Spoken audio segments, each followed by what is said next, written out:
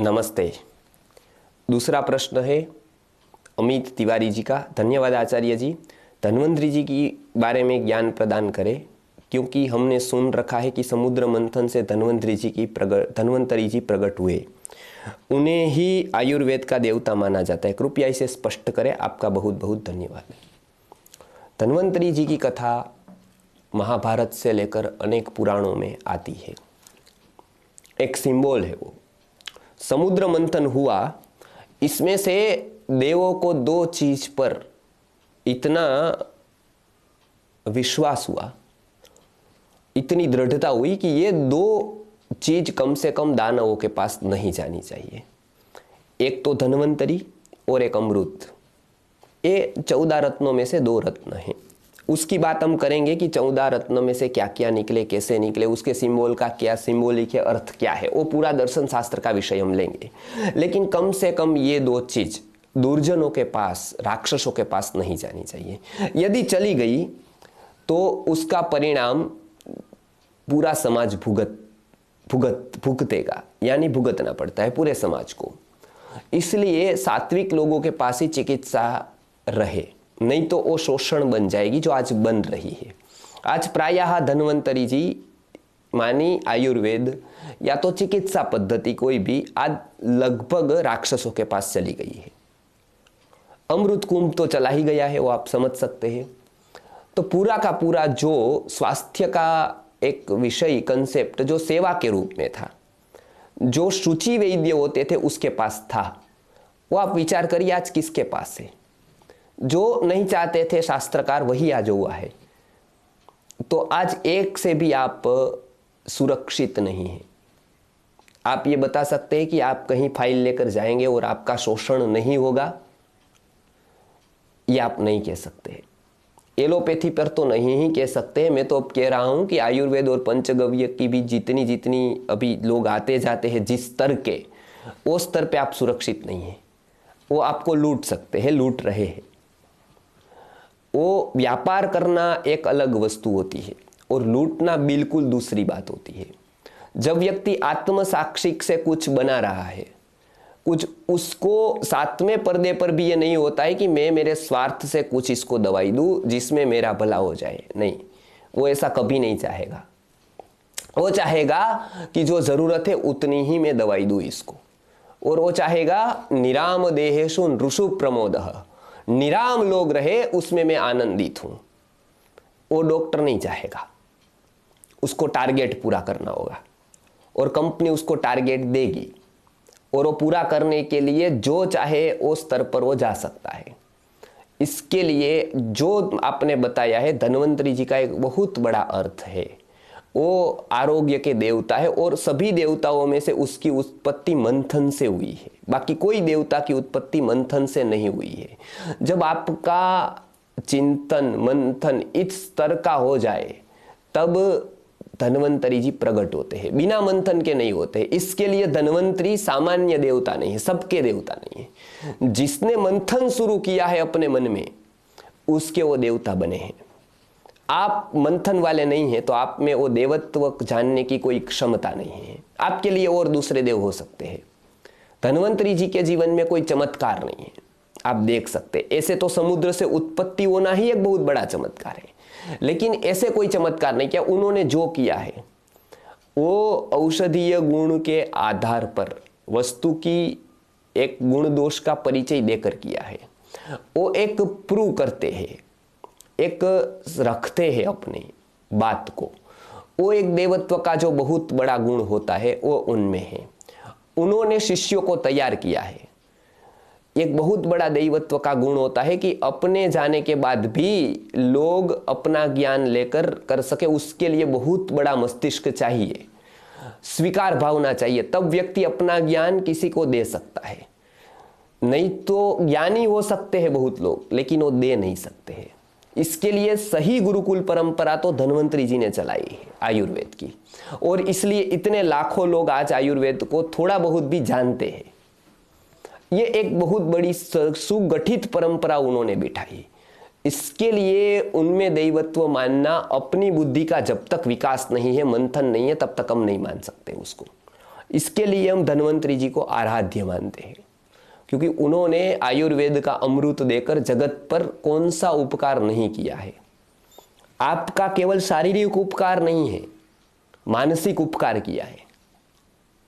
केवल मानसिक उपकार नहीं किया है, बौद्धिक उपकार किया है। बौद्धिक उपकार नहीं, आत्मिक उपकार किया है। एक मोक्ष देने वाली अद्भुत सेवा की, चिकित्सा की पद्धति हमको दी, हमने जीने का एक नया रास्ता दिया है, एक नई सोच दी है, एक नया आयाम दिया है, एक नया विचार दिया है।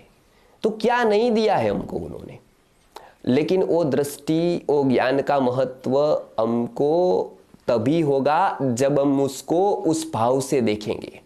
हम भी उसकी मूर्ति लगाकर केवल पैसे कमाने का साधन मानेंगे उसको, तब तो हम बहुत बड़ी गलती करते हैं। तब तो हमारे लिए वो केवल एक मार्केटिंग का प्रोपेगेंडा हो जाएगा। तो धन्वंतरी जी के बारे में आप विचार करिए, मंथन करिए। जो समुद्र मंथन से तो निकले ही होंगे, निकले, लेकिन ज़्यादातर आप यदि मंथन बुद्धि का करेंगे तो भी आपको ये 14 रत्न निकलते हुए दिखेंगे।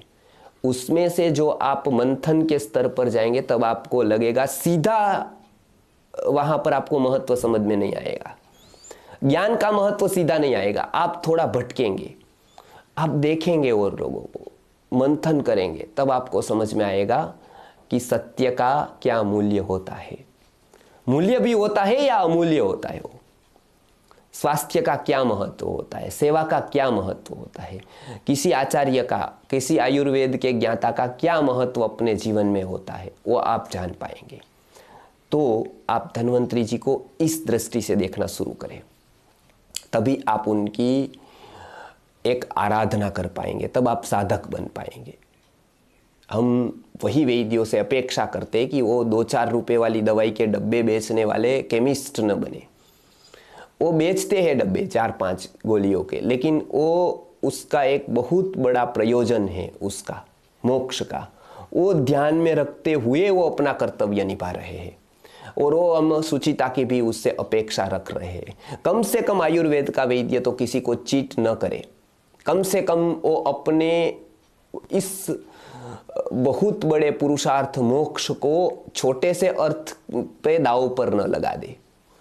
इसके लिए धन्वंतरी जी को मानने वाले का दायित्व भी बहुत बढ़ जाता है। फिर वो उठपटांग नहीं रह जाता है, फिर और की तरह वो आचरण नहीं कर सकता है, फिर वो लूट नहीं सकता है, फिर वो किसी से ठंडे कलेजे से एबॉर्शन नहीं करवा सकता है, नहीं प्रेरित करवा सकता है।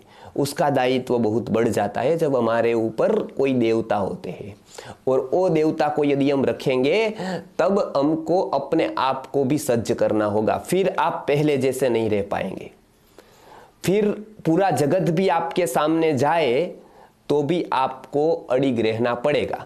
पूरा जगत आपको दुखी गिने तो भी अपने आप को आपको सुखी गिनने की तैयारी होनी चाहिए। पूरा जगत आपको क्या गिन रहा है, जब वो आप मस्तिष्क से निकाल देंगे तब आप भीड़ से अलग होंगे, और जब भीड़ से अलग होंगे ये पृथ्वी से, तब आप समुद्र मंथन तक जा पाएंगे। और जब वो जा पाएंगे तब आप में वो धन्वंतरी जी आप में प्रकट होंगे। तब वो बुद्धि आएगी कि वो क्या होता है दैवत्व। तो उस पर हम उस राह पर आगे चले, उसका अनुसरण करें, अपने आप को देवत्व की ओर ले जाने के लिए हम पूरे प्रयत्नशील बने। भारत की भावी पीढ़ी को तैयार करने के लिए गुरुकुल की स्थापना करें। धन्वंतरी जी ने जैसे शिष्य को तैयार किया था, अपने शिष्य प्रशिष्य को, ऐसी परंपरा शिष्य प्रशिष्य को निस्वार्थ निरपेक्ष भाव से हम भी कुछ योगदान दें उसमें अपना, तो ही ये परंपरा टिकेगी धन्वंतरी जी की। नहीं तो केवल बातें करने से नहीं टिकेगी, केवल दवाइयाँ बेचने से नहीं टिकेगी, केवल हम कोई समिट कर दे, कहीं कॉन्फ्रेंस कर दे और धन्वंतरी जी का बड़ा फोटो लगा दे और जगत पूरा उसको विस्मित होकर देखे, इससे नहीं होगा। ये केवल प्रोपेगेंडा होगा, फोटो निकलेगा, बाकी हमको तैयार होना पड़ेगा। ये बहुत बड़ी परंपरा सौभाग्य से हमको प्राप्त हुई है, उसका मूल्य समझे, उसको अंत में हम कैसे पहुंचा सकते हैं, हमारी सारी शक्ति को लगाकर वो विचार करिए। और ये मैं तब कह पाता हूँ जब मैंने मेरी शक्ति पूरी लगाई है। मैं दावे के साथ ये कह सकता हूँ कि और किसी की बात को छोड़कर पूरा का पूरा संस्कृत आर्य गुरुकुलम को ही मैंने अपने जीवन का लक्ष्य माना है, अपने जीवन का मार्ग माना है। अपने लिए नहीं जीना है ये निश्चित किया है। और वो आज से नहीं, पैसे कमा कर नहीं, सेट होकर नहीं, पहले जब गुरुकुल का दिन था पहले दिन से किया है। सालों ऐसे जिया हूँ। अभी जीना शुरू किया, किसी के प्रवचन सुनकर खादी पहनना शुरू किया, ये नहीं है। मैं पहले दिन से ऐसा जिया हूँ, तो ये फर्क रहता है थोड़ा, तो वो समझिए आप। इसके लिए मैं गुरु परंपरा का वाहक बनकर गुरु जी को ही अपने ध्येय बिंदु मानकर इस पर चला हूँ। और ऐसे अनेक अनुभव मेरे जीवन में है कि धन्वंतरी जी आज भी साक्षात है। बस आप कितना तैयार है उसको लेने के लिए, ग्रहण करने के लिए, वही बात है। नमस्कार, जय धन्वंतरी।